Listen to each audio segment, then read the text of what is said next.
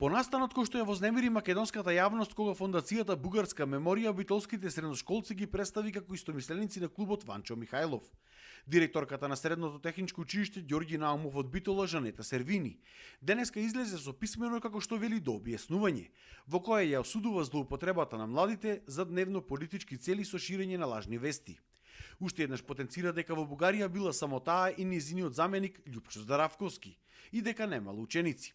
Таму биле за иницирање на можна соработка во рамките на Еразмус Плюс програмата, бидејќи како училиште досега немале искуство со Еразмус Плюс проекти.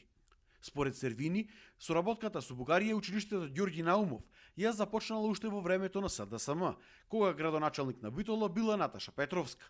Тогаш бугарското МНР преку бугарскиот конзул во Битола на училиштето му донирало 125.000 евра за реновирање на кровот.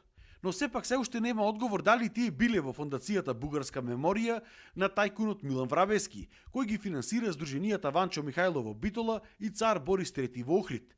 Како оваа фондација е поврзана со Еразмус Плюс програмата и кои се учениците со кои што тие беа фотографирани. И од општина Битола денеска преку соопштение истакнаа дека соработката на училиштата од Битола со училишта од други земји не ја одредува општината, туку раководствата на самите училишта, зависно од нивните планови и можности за соработка и реализација на заеднички проекти.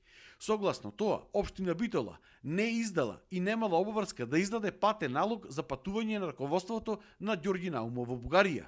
И оттаму вела дека соработката на ово училиште со Бугарија започнала уште во времето на претходната локална самоуправа. Инаку вчера бугарската фондација после реакциите во јавноста од својата интернет страница избриша дел од фотографиите и имињата на Сервини и Здравковски.